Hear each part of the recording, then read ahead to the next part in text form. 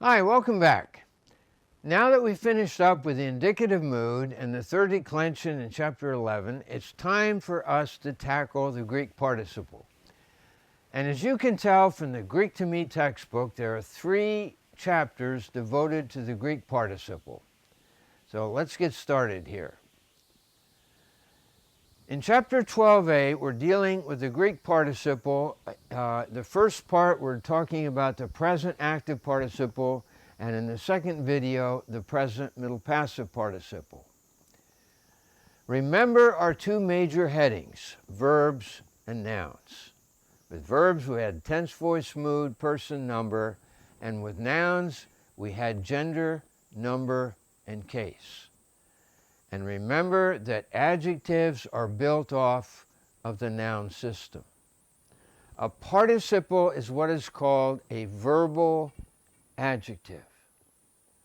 A little participle in the middle borrows from his mother, Vera, verb, as well as his father, AD, detective. It can modify either a noun or a verb. Example 1, the hiking enthusiast fell. That first one is more adjectival in feel. It describes what kind of enthusiast a person was. While the second one, while hiking up the mountain, is circumstantial or adverbial. It sets up a circumstance for the action of the main verb here, I fell. Look at the sentence before you at the bottom. Yesterday, I saw the canoeing instructor canoeing at the beach. Now, the first canoeing describes what kind of instructor this person is. He's a canoeing instructor. While the second use, it functions more verbally, adverbially. It denotes the action of canoeing, what he was doing. As a verbal adjective, the participle borrows both from the verb and the noun system. From the verb, we have tense voice. From the adjective portion, we have gender, number, and case. So participles can also describe a noun. Here we have the word luon. Here's how it's parsed. Present active participle, masculine, singular, nominative. So here we have tense voice for present active, and over here we have gender, number, and case. Now, the shorthand, you'll see there, PAP, MSN, present active participle, masculine, singular, nominative. Now, it's translated as loosing. But down here below, if we have the article before it, that which is masculine, singular, nominative, back to chapter 3, the one who looses. Or if we see just luon by itself, that would be translated as while loosing. Forming the present participle, we have a stem plus an ending. And that's a principle that holds true throughout Greek grammar. A present stem plus an ending, we have some kind of present form.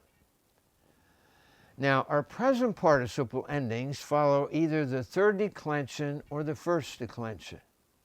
For the masculine, they follow the third declension. For the feminine, they follow the first declension.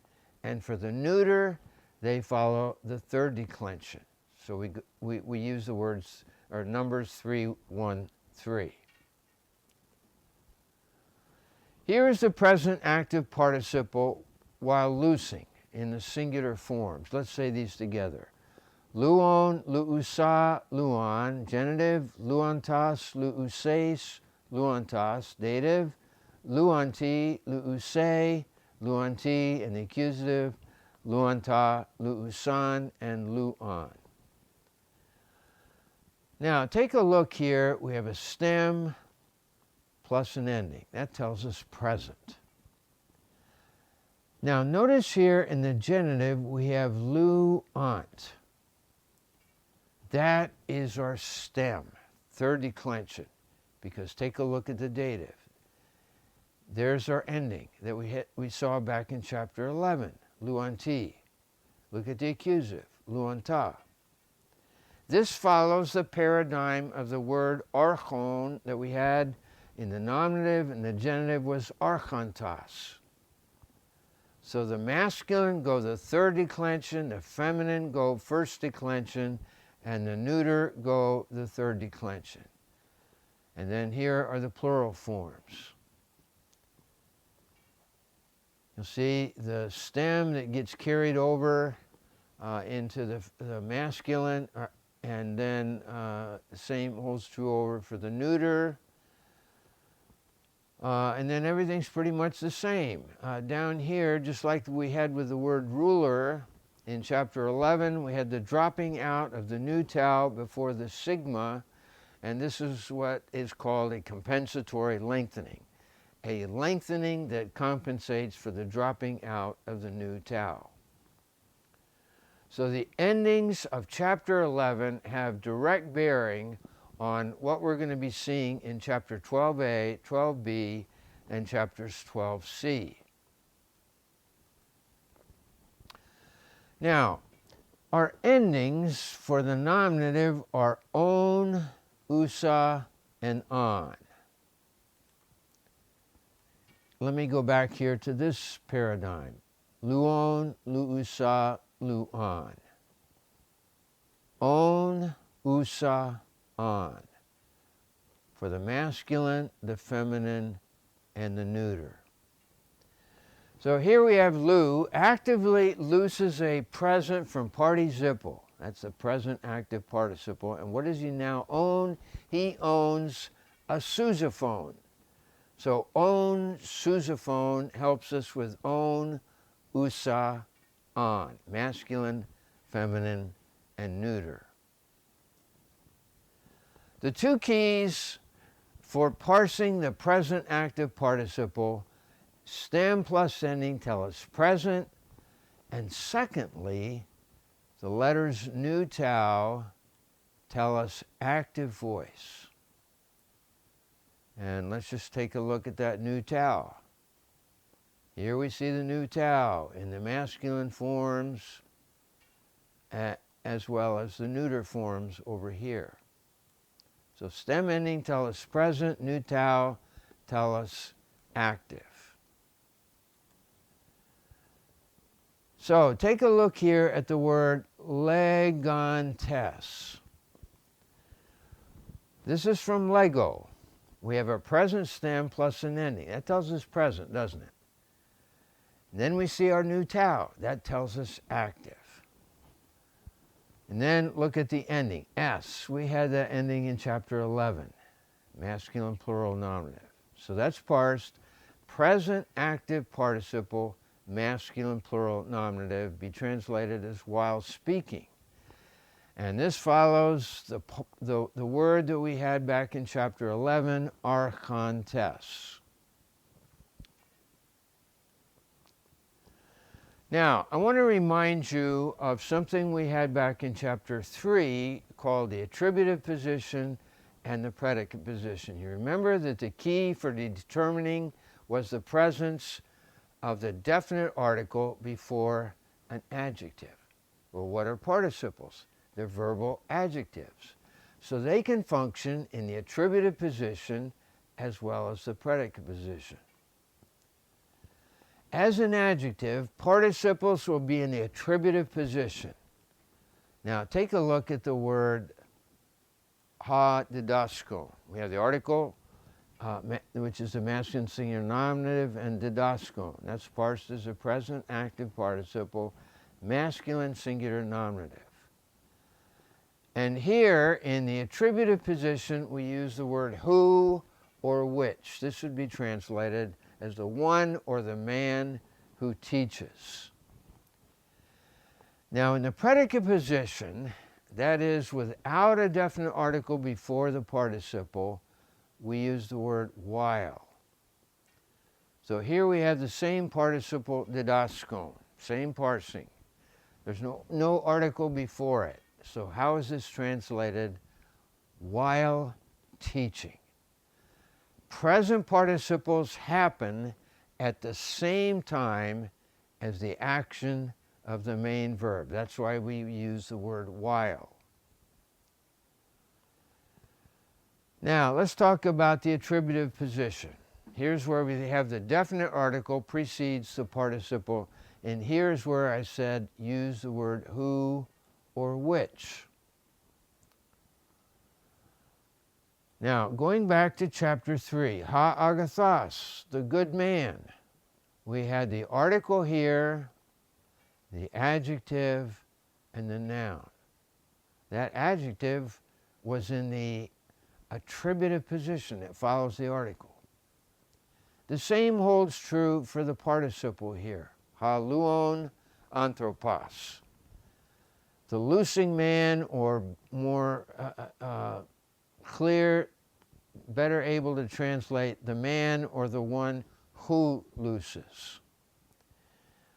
Take a look at the bottom one, he luuse sa gune, the woman who looses. This is a present active participle, feminine, singular, nominative.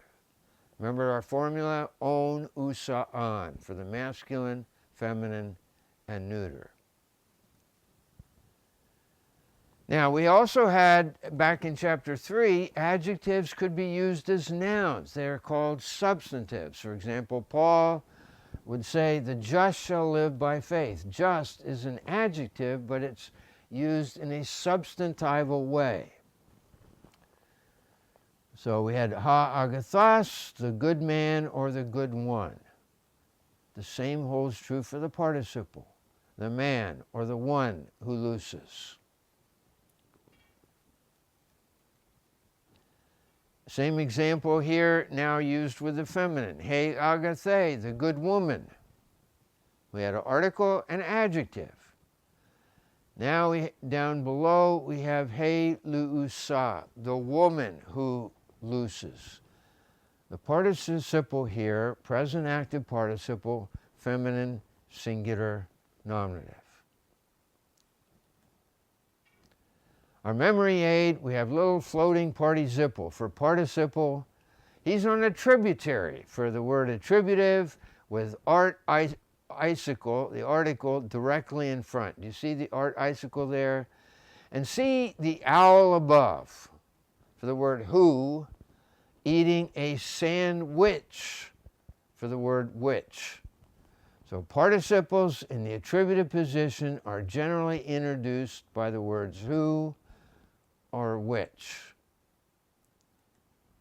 Now in the predicate position with no definite article before the participle, we use the word while for the present. While driving on the road, I saw an accident. Now what's the main assertion? I saw an accident. While driving on the roads sets up a circumstance for the main verb. It describes what I was doing when I saw an accident. I was driving down the road. That's called adverbial or circumstantial. We have a picture here to help us for the predicate position. We have little participle. For participle is holding a pretty cat for predicate while he's opening the present. So the present participle in the predicate position, this has to do with the present tense, is introduced by the word while. Some English examples here of the predicate position. I was frustrated while driving home in the cold. Our main sentence here is I was frustrated. While driving home in the cold sets up a circumstance for the action of the main verb. I was driving home in the snow. The second example, while swimming, I caught a cold. What's our main assertion? I caught a cold. While swimming is circumstantial or it's adverbial. All right, let's look at a Greek example here in the predicate position. Let's pronounce it. Keruse ha anthropos luon ton doulon. Now the first part here, keruse ha anthropos, the man preaches. Now here we have our participle. That's a present active participle, masculine singular nominative. And what is its position? It's in the predicate position. So here we use the word while. So the man preaches while loosing the slave, or the man while loosing the slave preaches, or while loosing the slave, the man preaches. All of those say the same thing. Another example, here using the feminine. He gune blepe tan kurion legusa tauta ento hiero. So our first part here, he gune blepe tan kurion. The woman sees the Lord. Now, legusa is a present active participle, and this is feminine singular nominative. Remember the forms own, usa, on. Lu, who owns, a sousaphone. Now, what is its position? It's in the predicate position, so we want to use the word while. So the woman sees the Lord while speaking or saying these things in the temple. Or while speaking these things in the temple, the woman sees the Lord. Or thirdly, the woman, while speaking these things in the temple, sees the Lord. All three sentences say the same thing. Our main steps for parsing participles and working our way toward translating them. First of all, we need to parse it. And we have a stem ending that tells us present, and we have the letters nu, tau that tell us active. Second, we look for its position. If it's in the attributive position, we want to use the word who or which, or in the predicate position, while. And third, translate. And we need to follow that sequence in order. Parse, position, translate. If you try translating a participle before you've parsed it and looked for its position, you're going to end up with confusion. All right, we have some practice here. And I'm going to hit my pause button. I would ask that you do the same, and then we'll come back and compare notes. Well, how did you do? Hoi lambanantes. Notice here we have our stem, that's our present stem, and a nu tau. So that tells us present active participle, and this is a masculine plural nominative. And then we look for its position. This is attributive, so we want to use the word who or which. So this would be translated as the ones or the men who receive. The second one, we have the same parsing, don't we? What is its position? This is in the predicate position. And this would be translated as while receiving. Our third one, we look first for parsing. Here's our basic stem, aku. Here's our nu tau. So this is parsed as a present active participle, masculine singular genitive. And what is its position? It's attributive. So we have to get the genitive in there, don't we? This would be translated as of the one who hears. Attributive position. Legon. Present active participle, masculine singular nominative. Translated while saying or while speaking. And right underneath, we have halego. We have the same parsing, don't we? But what is its position here? Attributive. So this is translated as the one who says or the one who speaks. Ta sodzon, euangelion. Now, this is a present active participle, and it's either neuter singular nominative or neuter singular accusative. And what is the position of the participle? It's attributive. So this would be translated as the gospel which saves, or perhaps the saving gospel. And finally, tous elpidsantas. Here we have our present stem. Here we have the new tau. So present active participle. And then we look at our ending, masculine, plural, accusative. And then what is its position? It is attributive. So the ones or the men who hope. And here we have some more examples. I'm going to hit my pause button and then we'll come back and compare our findings. All right, our translation here. Number 1 there, tone, fulasan tone. Of the ones who guard or keep or watch. It's genitive. It's attributive. The second one, they believed in the one who heals the men.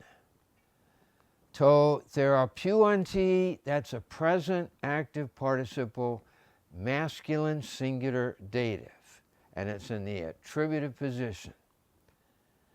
The third one, they know the one who saves them. Sodzanta, present active participle, masculine singular accusative. The fourth one, we have the promises, and then tas katabainusas, present active participle, feminine plural accusative. It's modifying the promises. So we have the promises which descend or come down from heaven. Ha krino, the one who judges. His brother is not of or from God. And finally, apakrinatai, he answers, to menanti. Menanti is parsed as a present active participle, masculine singular dative. He answers the one who remains or abides in him. Right now, participles can look like a steep climb, and they are. This is the most difficult aspect of Greek grammar. But with practice and exercise, they're doable. It's not like entire charts need to be memorized. I'll be providing the keys along the way that will help us identify the participle forms. So, for example, in this chapter, with the active participles, we had the stem and the ending that tell us present. The letters nu tau tell us active. So thanks so much, and once you get a hold of this, then we're ready for the second presentation of Chapter 12a. Thanks so much.